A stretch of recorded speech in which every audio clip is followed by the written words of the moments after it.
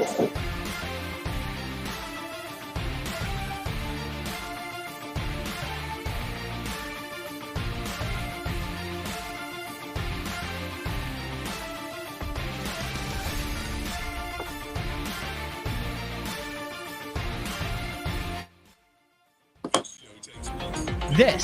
is season number 19 of Bass Talk Live with Matt Pengrack.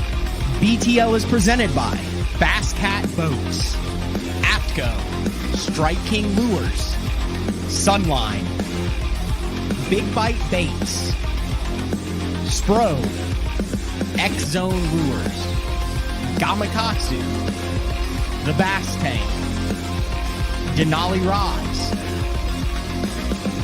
and Pro Guide batteries. Hit them with the hook, Jeffries. BTL coming at you.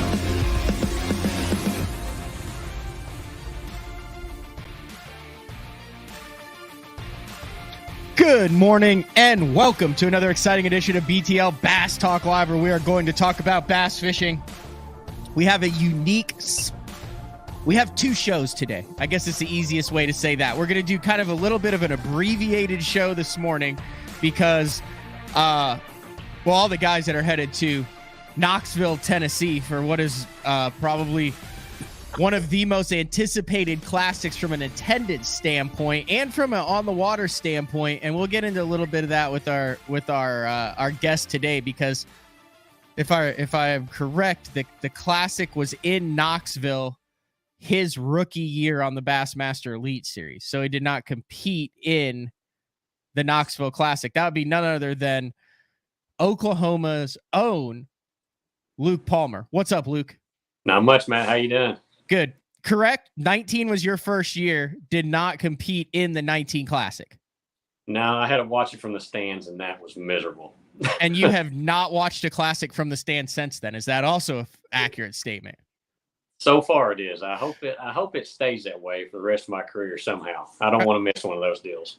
All right. So I wanted to get Luke on. There's all sorts of stuff going on in the world of fishing right now. You have all of the BPT guys that are out practicing on Cherokee. It's like Frozen there, Tundra. They've got a split tournament going on. You've got all the MPFL guys that are freezing their ass off on Pickwick. And you've got all of the Classic guys that are headed to Knoxville to start practice. When does your practice actually start? Because Classic week is a crazy week. I don't think people realize how strung out it is between the time you go and the time you make that last cast on hopefully Sunday afternoon. No, it's nuts. We don't get started till Friday, but heck, for us, it's like 12, 13-hour drive. So I was going to kind of get a head start today and on Wednesday and roll out, and that way I could get to the house and get situated for Thursday. But it's, like I said, it's nuts. I mean, we have Friday, Saturday, Sunday of practice. Then we're off Monday, Tuesday, practice, official practice, walk through Wednesday. And then we have prom that night of champions. That's what I call prom. And Thursday's a media day all day long. And then Friday of next week, we finally get started. So it's a fiasco. But I always want to be part of the fiasco. Okay, bass fishing anglers are creatures of habit. You like to do the same thing every day of practice. Hey, this is what I work on my crap. This is what I get it ready. This is how I do it. That has been talked about, how the Classic throws that into such disarray. In your opinion, you've been a part of these things. Hell, you finished 6th in the last one, Luke. I mean, you were right there. What is the most important day of practice for the Classic, considering how far away from the actual, it's a week away from the tournament when you start, and then you have that kind of dry run through before the Classic actually starts, which, I've done some media observing on that, and the guys, like, I've been out with some guys who are like, this is the most important day, and other guys who are like, let's just go out here, power pull down and restring our rods. It's kind of like that, really. I mean, everybody's different, obviously. Anytime I can be on a body of water, it doesn't matter if it's the first day of practice in Florida or the last day or even at the Classic. There's every day you're trying to figure out a clue, and obviously, and I can't tell what my weather app says because it has changed every single day. Like I looked at it 2 weeks ago and it showed that it was going to rain every day of practice. and now it's showing a 90% chance a day on Friday, and then get colder and heck for the next 2 days. And then I've seen where it's going to rain on the first day of the Classic. So it's kind of up in the air what's going to happen. You know how bad it is this time of year. The weather's just like it is in Oklahoma. You don't know what's going to happen every day. I mean, it could be 65 one day and snowing the next. And it could actually do that is what's crazy. But the day of practice for me, I think Wednesday is going to be the day that you kind of maybe take your pieces of the puzzle from practice and then dial them back in on Wednesday. Because us getting the day off, it gives those fish a day to rest on Thursday. And so if you do catch a few fish, it might not hurt them as bad as what it would if you caught them on Wednesday and then turn around and fish again on Thursday. You could fish in the cold and you could fish in the rain. But when you fish in the cold and it's raining, bar none, the most miserable day you could ever experience on the water, Luke? 100%. The worst one I ever had, though, was me and Dad fished a skeeter at Grand. Oh, it's been, shoot. The water was in the 30s, and it was taking like 12 pounds a day to win the dang things up there. You probably remember it. It was probably 2013 when they had that shad kill where literally everywhere you went south of Shangri-La, it looked like confetti in the water. Yes. Was that it? Yeah, and it took me and Dad caught one fish on the tournament day and got it checked. Yeah, 100%. It was like 3 pounds. I said, "You got to be kidding me!" It was brutal tough. But on the practice day, we went up on Saturday. It was that wet snow, rain, 34, 5-degree crap, and that's miserable. I don't care how good a gear you got, whatever it is, you just mentally it'll wear on you, and that was back in the day before I had good stuff too, though, and that makes a difference nowadays. Yeah, I remember that. There was like 2 weeks, and one was a skeeter, and then the BFL was the next week, and it took 2-8 to cash a check in the BFL. And before I took off, I was joking with a guy. I said, I'm just going to throw a jerk bait around every dock post and hope that I snag one. Like, I was joking. It was before forward facing sonar. The water temp was in the 30s, and we come back, and the guy like power idles over to me, and he goes, "Dude, remember what you said?" He said, "I snagged a 4.5 in the dorsal fin." and he ended up, he goes, "I promise you it did not try to bite." He goes, "It was just sitting there." He's like, he goes, "I thought I had a paper bag or a plastic bag on my line."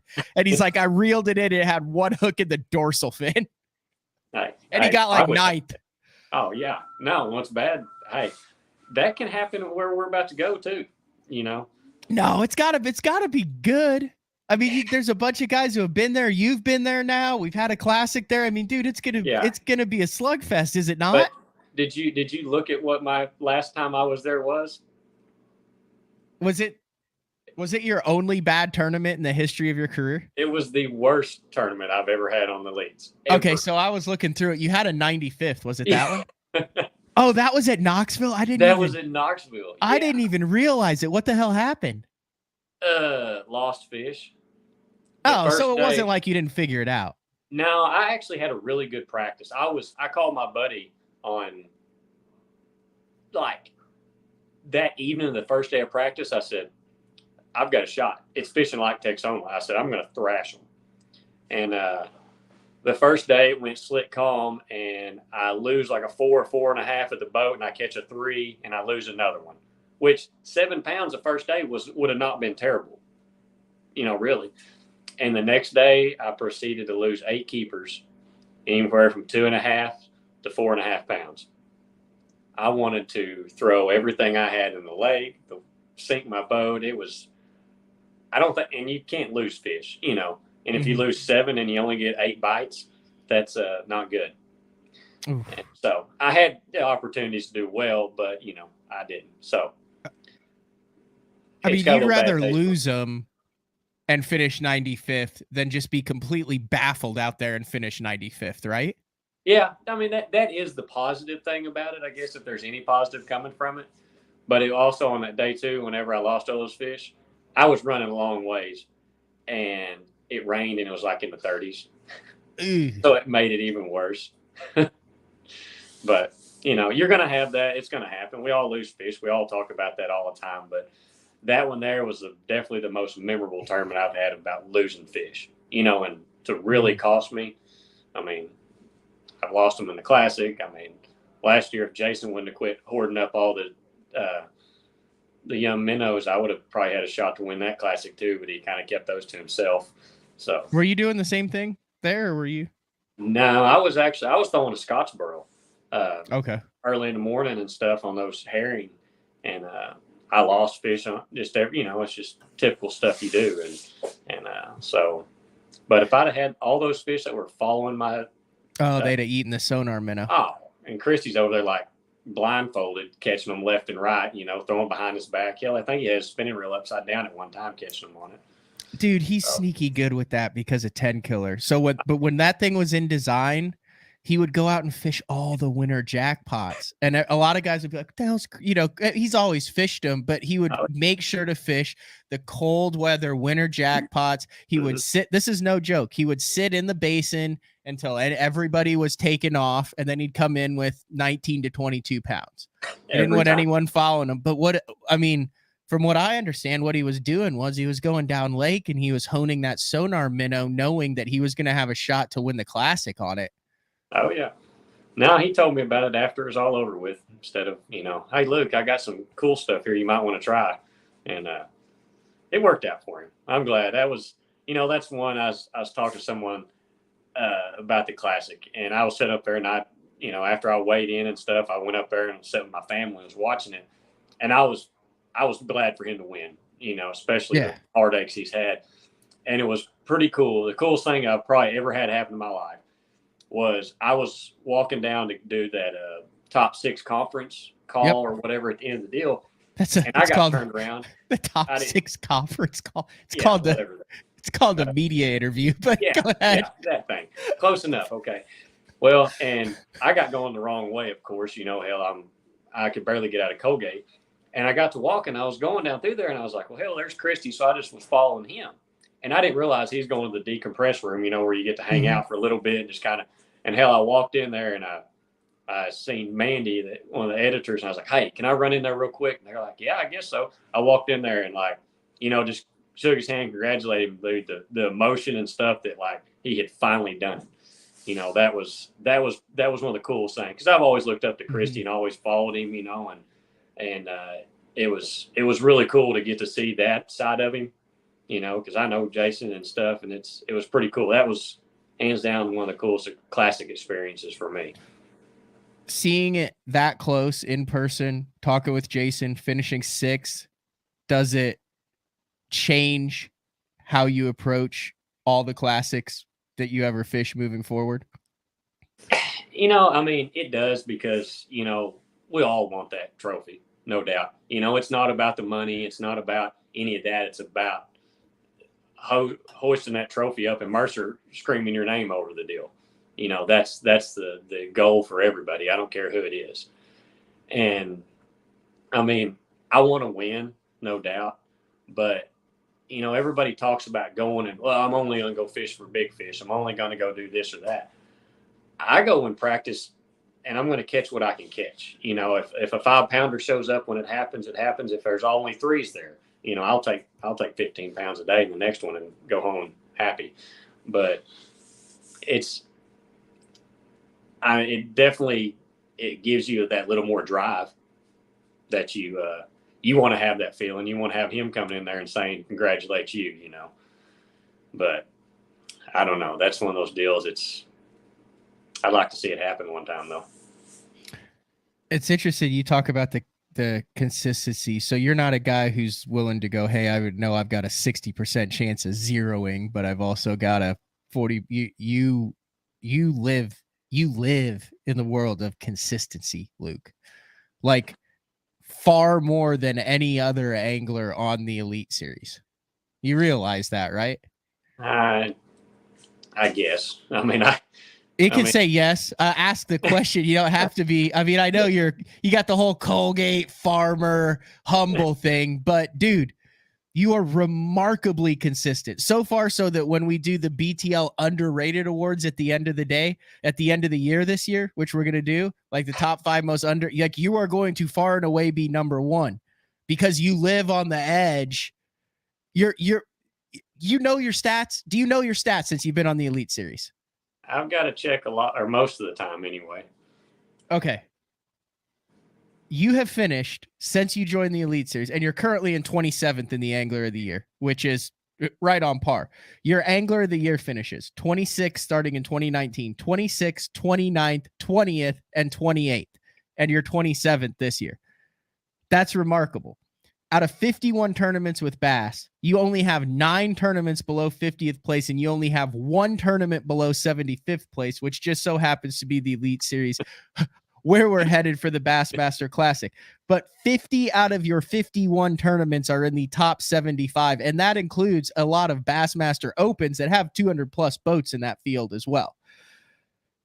Yeah. I mean, you have over $400,000 of earnings in 51 events. There's only been 4 times that you have entered a Bass tournament. 4 times with BASS out of 51 events that you have not walked away with a check. 4 out of 51. Dude, that's remarkable. It's not too bad, I guess. You realize you cashed in 24 straight events with BASS from 2019 to 2021. 24 times when you put your boat in the water, you got paid. That Knoxville still haunts me. And you're what, 33? 32, yeah. 32. Dude, that's freaking strong. I don't think people realize that about you. That's why I wanted to get you on. I mean, I think you're poised for a like, dude, what do you think the click is from 26th, 29th, 20th, 28th, and 27th to 6th, 9th, 1st, 8th, and 7th? Like, what do you think that difference is now that you've been out there for 5 years? Probably 5 fish a year. I mean, 5 lost fish through an entire year can be the difference between you being 20th and 10th in points. You know, I'm just going to use Hartwell for an example in the Classic. The first day I lose 2 over 5. One was like at the boat about to come in my hand, and a kid was out there videoing, like they just rolled up on me, and I lose a 5 on a swim bait. And then I lose a 5 right before I weigh in. That's a 5 to 6 pound swing on my 15-pound bag on day 1. And day 2 and day 3, I lose a spot each day over 4 pounds. That's the difference between me and, possibly holding a trophy up over my head, and that can be the difference all through the year. I mean, one fish here and there, Santee Cooper, one fish the first day puts me at 20 pounds or 22 instead of 16. I got a shot to win that one even. It's been very close to really having that breakthrough year by 5 fish that have been lost or caught throughout an entire year. And I know a lot of people are like, well, hell, that ain't that many. How could it be that big of a deal? Because these guys are so freaking good. Dude, like a pound can separate, 10 or 20 spots.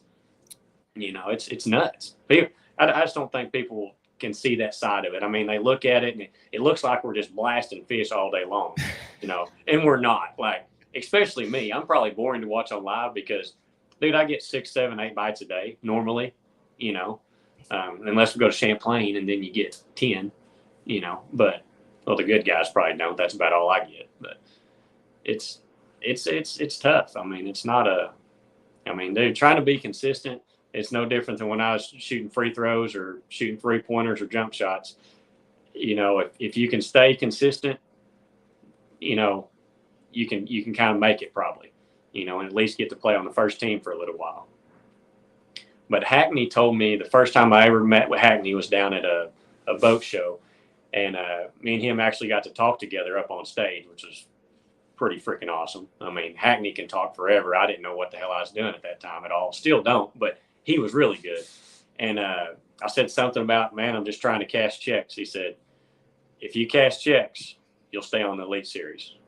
And that's really stuck in my head the whole time, ever since then. Because if you don't cash a check, you know how much it costs to go. If you don't cash a check, it's tough to stay on the road and keep going.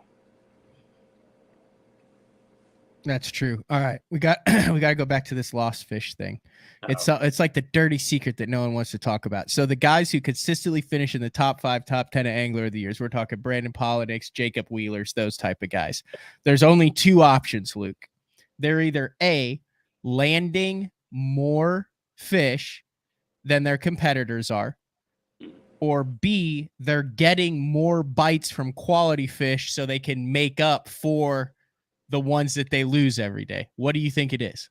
I'm gonna go with B on that because I think those guys, which they're at the top of their, which hell, Polnick and Wheeler have been at the top of their game since they were born, I think. And I just, when things are going right, though, I really believe this. When things are going right and you're in stride, everything's working, you're mentally there, I think it makes a difference there too. Those guys eat, sleep, breathe, fishing. That's it. I don't know if they know anything else. I think they got gills, and they show up to a tournament with 17 pounds in their box before they even get there. And I think they've just been so focused and zoned in on that aspect of life that, other things seem to fall into place. You're not able to do that. Somewhat I am.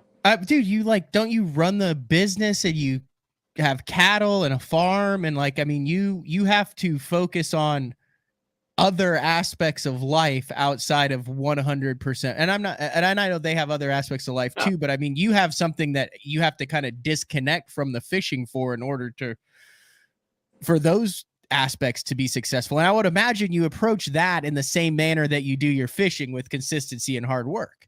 Yeah. And, I do. Luckily, my dad and them are at the store taking care of it. Like, I'm not completely dire have to be there, but it does weigh on me. Like, I was up there putting in tickets last night at 8:30. Doing what? Putting in tickets. We carry, we have charge accounts and stuff. So I was up in there putting the tickets and stuff, like putting them in the computer in our system last night, just because, kind of helps us out throughout the day for them not have to do it and stuff like that. But, the cattle deal, Dad's kind of got it down to a pat. He's so that's, it's not as big of a deal when I'm gone, but it still does weigh on me. I think about, hell, it's pouring down, it's 30 degrees, and Dad's having to feed cows after work, and I'm not there to help. That bothers me. It just does. But, you have to somehow get that out of your head because when I leave the house, when I pack up and leave, I can't go back. You kind of have to get that mentality, and because you can't do anything about it whenever you're in South Carolina or at Knoxville fishing the Classic. Yeah, it's a good point. I'll try to get out here soon. I know, like I said, you're on your way. You had to make a pit stop. It looks like you're somewhere.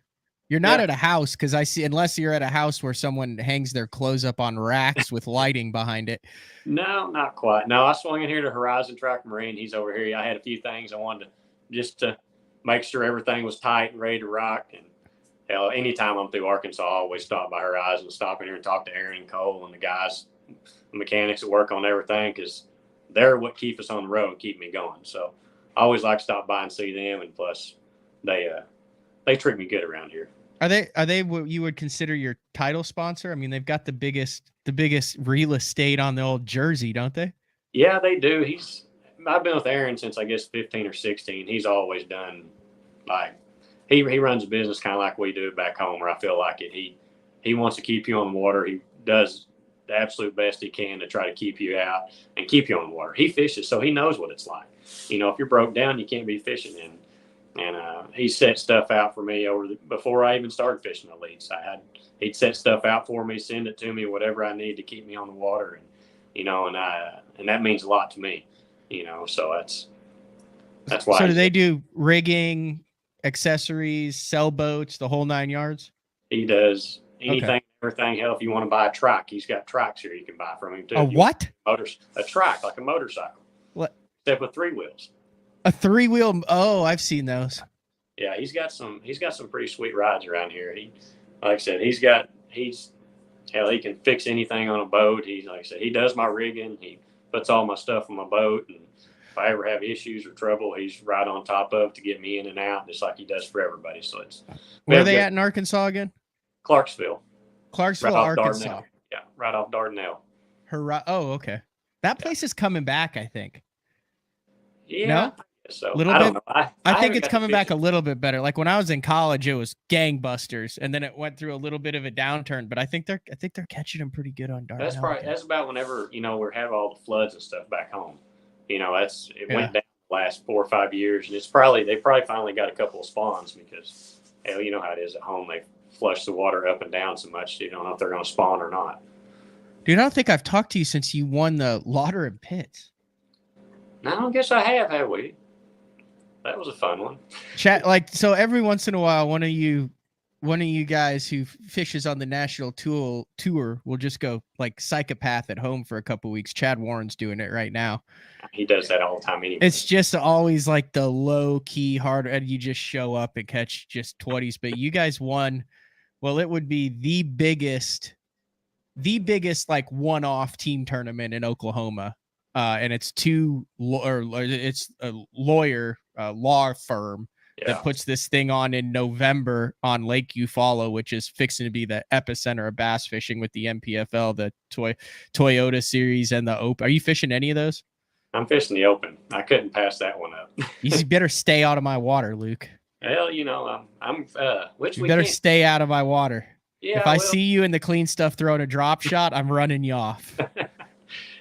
You probably won't see me. I'm probably gonna have that boat packed up and running somewhere. It won't be close. I'm just kidding. I told Dad, I said, any spots that we did have which hell, there's no secrets anymore, hardly. I said, any spots we did have will be exploited big time after that one there. Because hell, if I could win that, just for instance, win it, hell, you're in the Classic. And then I don't have to go to New York and have to catch them. I can go up there and, I want to catch them obviously, but the stress will be gone, because just going up north and you got to fish St. Clair, which I'm not that fond of. I just had never done really good there. I like Champlain, and then the St. Lawrence River. I'm starting to figure it out a little more each year, but I don't want to have to go up there and catch them. But Lauder and Pitts had to be cool. Didn't you win that with your dad? There's like 600 boats. Yeah, there wasn't quite that many. I think there was 350 to 400.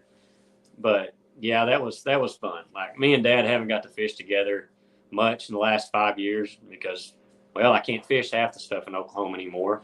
And then, just gone so much, we don't get to fish. And we fished a Charger or a Fisherman's Choice in September, and we come in second in that one in the championship. And then I spent some time on Eufaula after that because, hell, I haven't in 5 years. I bet I ain't fished Eufaula 10 or 12 times. Do you not think it's the biggest fish? It fishes the biggest out of any lake that you have ever went to on the Elite Series, and it is the number one. If you were to build a tournament lake that you could target multiple species at multiple parts of the lake and do whatever you want 12 months out of the year and never have boats congregate, is Eufaula, Oklahoma not the top tournament lake in the entire universe? Am I wrong on that in thinking that? No, 100%. I'm with you. I don't know if the smallmouth, the factors there like it used to be. When it's 6, 8, 10 years ago, you catch big brownies, big bags of brownies, and they're still there. It's just they're not as prolific, it don't seem like. But yeah, hell, like you said, even hell in March, you can go throw a jerkbait, you can go throw a rig, go throw a Carolina rig or a jig, in the clean water. You can crank. Yeah, if you want to go pick up and you want to go fish a creek with a Colorado blade spinnerbait, you can go do it because there's dirty water on that lake 99% of the year. There's some color somewhere, and there's always a clean area. So, like I said, you can fish deep, shallow, you can fish timber, you can fish sand, rocks.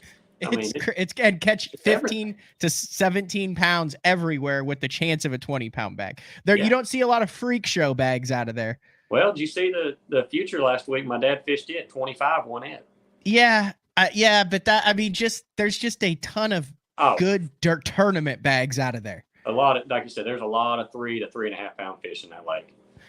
A lot. I'm so looking forward. I had one of my buddies who's fishing the Opens, and he said, "Hey, I know you fish that place a lot." And he had the lake broken down, and he had it circled in 5 different areas with different colors around the circles. And he goes, "If you had to pick one circle, which one are you picking?" And I responded, "Yes." That's it. And I'm like, I'm not BSing you. I'm serious. Like, you can go above the I-40 bridge and throw a square bill and 2 foot on rock and catch him. You could go, I mean, you could do literally anything you want. Yeah. And we're going to be there. We're going to be about 2 weeks late. You know, depends how our rains happen. You know, if it rains and it could be 6 foot high, which would be terrific for me. But, you know, if there's going to be some deeper fish moved out then, but like you said, hell, you can run all over that lake and fish. You can stay shallow all year long on that lake, or you can go out and I know several guys that are, you might know him, Justin Phillips. Justin Phillips. Hey, he called me earlier and he was like, man, he said, I'm like 14th or 17th on the waiting list, whatever it was. He said, you think I'll get in? I said, well, I hope not. Yeah, no, I don't want Justin Phillips in. No. He absolutely crushed my soul in 2013. I had a 21-pound bag out of Eufaula. I was running a ZX 190, and for some reason, could barely get it up on pad. And I run that thing as far as I can. I get 6 bites. I have 21 even, and he sits in his freaking boat and waits till literally they do last call and comes up and weighs in 21.8. Oh. It was savage, but that's what he does. That's what he does. Justin Phillips lives to catch 20 to 23 pounds out of Lake Eufaula every single time he puts his boat on the water. And it doesn't matter whether it's good or whether it's tough. He's that dialed in on that fishery. Yeah. And he fishes that thing a lot. So and he, like I said, he's good. And that time of the year, he's really good. You know, yes, he likes it when he's not a big spawn time guy. You know, he still catches good sack during the spawn, but when them things get off the bank and get out there, he's tough to beat. Real tough to beat. All right, I want to get one more thing really in, and I'll let you get back on the road because you're literally like on the road headed to Knoxville. Like 100%. Left at 4:30 this morning. Holy cow. One of the things that I think a lot of people have gotten to see a little bit of the looser side of you is the living the bass life that is up on your YouTube channel. Talk a little bit about that, about the filming of that. And I mean, I didn't know that you cut up like that. I thought you were just all business, and it's really fun to watch kind of you really go through a lot of emotions on every episode of that. Yeah. My buddy Aaron, he has the Breaking Point TV show, or they do it like a big YouTube. And I got hooked up with him a few years ago, and he's from Wisconsin. He's like, dude, you got to get a YouTube. Man, that's not me. I don't know how it'd be. And he's like, no, let's do it. And I was like, all right, fine. This is a good year. Let's try it. And it has been a freaking blast. Like me and him, hell, we're like best friends, brothers, pretty much. And we have a good time. It's one of those things where you don't know what's going to come through our head, what's going to go around us. And it's fun. And yeah, he's good. Like he makes me look a lot better than I am, I think. But you don't ever. I told him, I said, if we could do some stuff, I said we ought to just take GoPros with us, and whenever we go eat and stuff like that, it could be real interesting.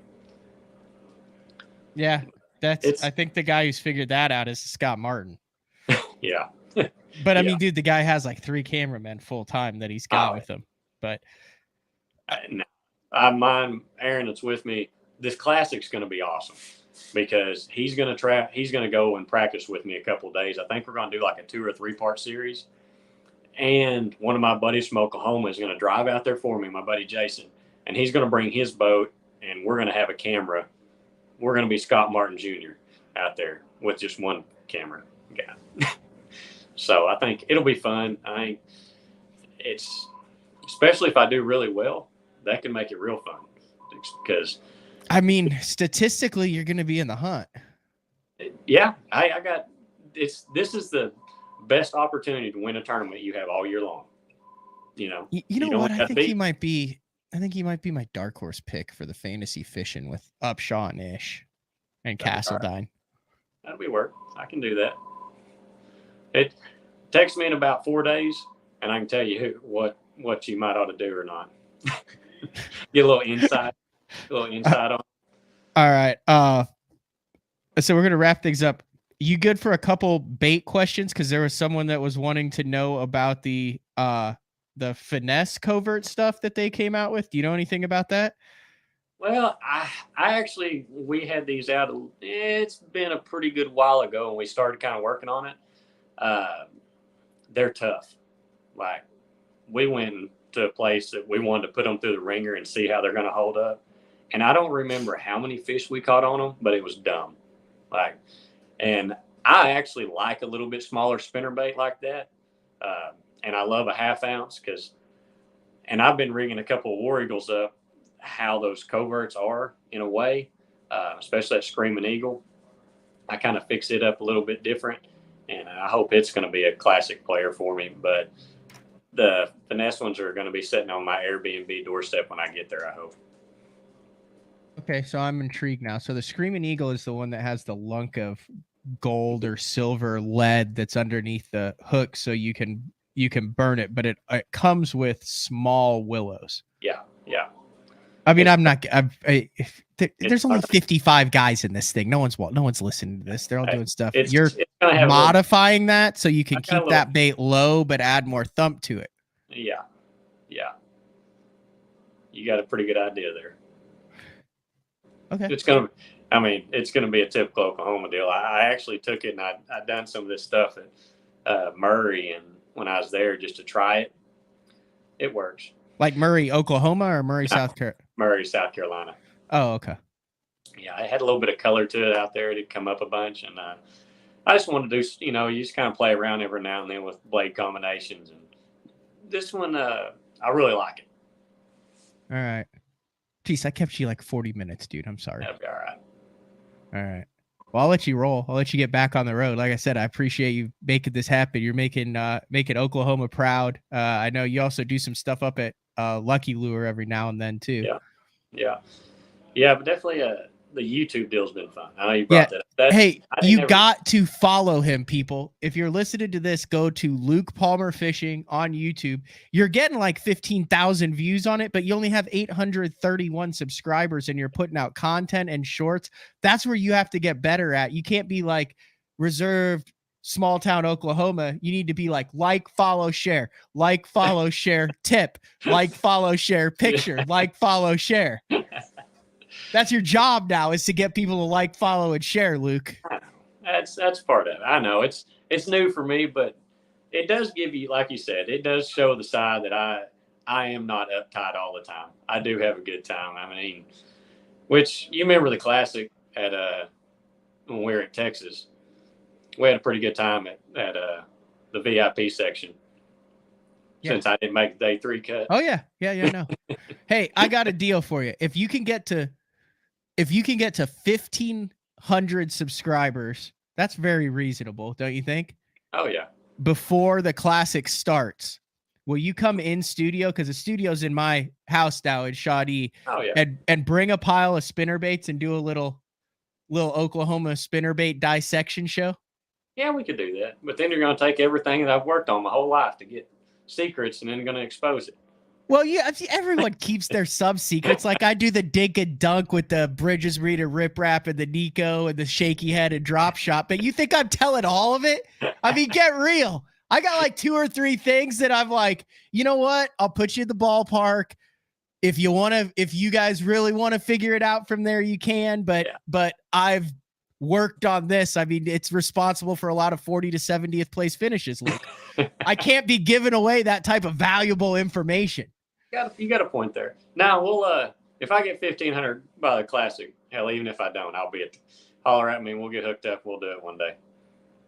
All right, that sounds great. Drive safe. I will see you in Knoxville at Media Day, and then hopefully at the Super 6 meeting following every single day. Hopefully I'm holding one of these up over my head and strapping it would be Jason handing it to you. That would probably be the most badass thing that ever happened in my life, probably. That'd be the most badass thing that would happen for Oklahoma as well. That would be cool. But he's probably going to be like, no, I'm probably going to take it. You just take second, Luke. I'll take this one home with me too. With Hallman and Sokup on the Elite Series now, like all the Oklahoma guys are like kind of scary. Just kind of like that lanky, slinking around, hard nose. You know what I mean? Like between you and Hallman and Christy and Soak Up and even Elam. I like our group of Oklahoma guys on the Elite Series, just all, and Elam's over on the BPT now, but you got Biffle over there and stuff. But the addition of Hallman and Soak Up, you got a nice little core Okies. Yeah, because anybody can drop a bag anytime out of us four. So yeah, that's good stuff. For sure. All right, drive safe. I greatly appreciate the time, man. All right, no problem. We'll see you, Matt. All right, see you, Luke. Bye. All right, Luke Palmer. Like I said, subscribe, like, and share. I don't do that enough for BTL either. We just hit 14,000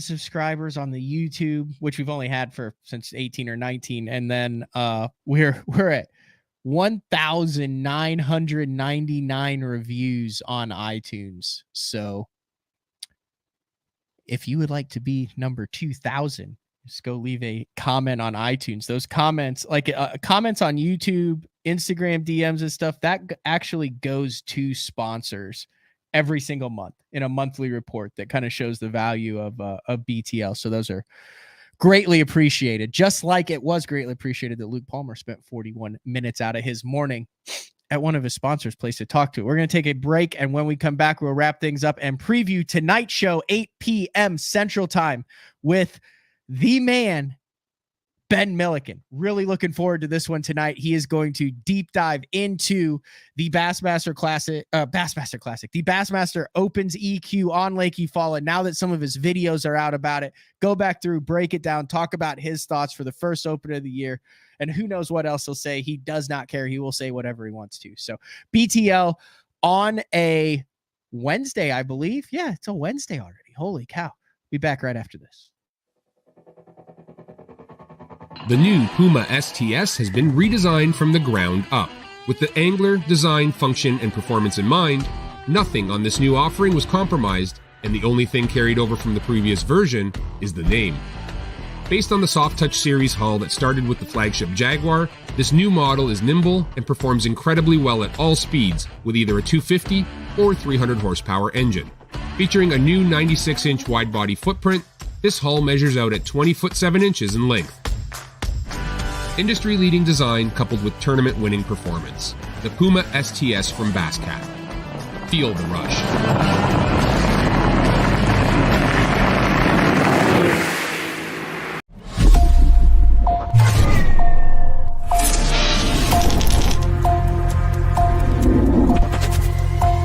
Everything you need, one legendary brand. Top on Strike King.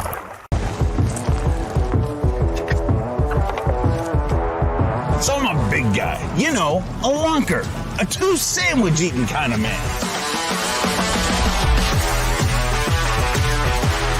And on behalf of all of those bigger, I gotta say it once and for all, it's bad enough that the fish look smaller in our hands. The last thing we should have to worry about is getting quality outdoor clothing that fits. Avco, any fish, any water. Elite Series Pro Daryl Gleason here. My Pro Guide batteries keep me going on those long tournament days and long practice days. Always plenty of juice, never fail. The best part about Pro Guide batteries, it's the people behind the company. They have over 40 years experience in the battery business, keeping all of us fishermen out on the water longer, catching more fish. Check them out at ProGuideBatteries.com. What's up, Bass Talk Live fans? Brandon Polnick here. And ever since I won a couple Bassmaster Elite Series events on X-Zone Lures, I've been getting a bunch of questions of what makes them so special and different. And really, the truth is, it's in the details. The little details, things like no cheap fillers in their plastic. That gives you more lifelike action, more realistic and vibrant colors. But don't just take my word for it. Go to www.xzonelures.com and check them out for yourself. Shoreline Boat and RV, dock rash, storm damage, collision repair, that deep scratch or gouge from trying to access that secret creek. Shoreline Boat and RV can get your prized possession back in mint condition and looking good on the water, fast. All repairs are done in-house, so they're able to get your boat or RV back to brand new, quickly. All Shoreline's work comes with a rock-solid warranty. Find out more at shorelineboatandrv.com. Kansas City, Austin, and Tulsa.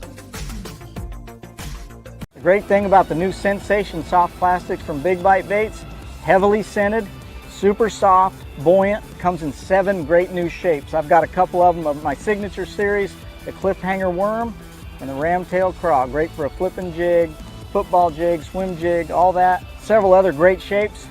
Really excited about it. We've worked over the last year, catches fish all over the country, and I think it's going to catch fish for people everywhere you try it. The Spro Little John crankbait has been around for almost 15 years, and it is one of my go-to crankbaits whenever I need a fish in the boat, so you can never have enough new colors.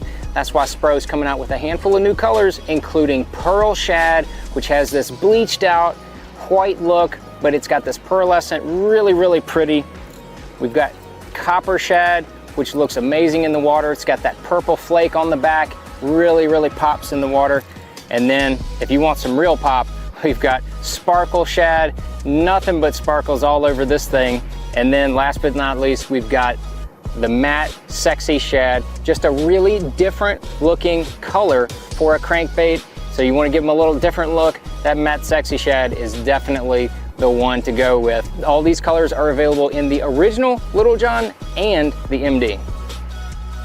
I'm the kind of guy that never leaves a house without a pocket knife, and Gamakatsu's come out with the EDC series of knives. EDC stands for everyday carry, so whether you're on the water or off, you can always have it with you. The best thing about it to me is that assisted open feature. With this D2 blade, you've got it right here at your fingertips, so if you can't find your scissors, you need to cut a knot, you need to cut your braid, you've always got it. Make sure you check it out. Never leave home without your Gamakatsu EDC knife. Born in Japan, using technology, innovation, and precision, Sunline produces the widest selection of fishing lines at the most technologically advanced line factory in the world. Manufactured at the strictest tolerances to produce victories at the highest levels of tournament bass fishing. From household names like Christy, Swindle, and Cruz, to young guns like Cook, Logan, New, and Welcher, they all trust Sunline to take them to the top of the leaderboard. Choose the line that will give you the strength to guarantee your confidence. Sunline. All right. Welcome back, BTL on a Wednesday. A little bit longer commercial block there because I wanted to make sure we got a full half hour and 40 minutes in with Luke Palmer, so there's no need for him to be there when he's got other stuff going on. I also want to mention, hey, if you guys enjoyed the Omnia show last week, take a look at the premium membership from Omnia Fishing. Sign up and you'll get free shipping with no minimums. Earn 10% back on all your purchases. It's $29 a year. And then also, I am horrible about codes. Like, I've got all these codes and I don't ever use the codes to tell you guys how you can save money. So get 15% off your first purchase. It's omniafishing.com/BTL. Let me see, make sure that works. There it is. omniafishing.com/BTL. Boom. There it is right there. 15% off your first purchase. Code capital BTL 23. And then you can join the premium there, see the lakes, shop by the fishing reports.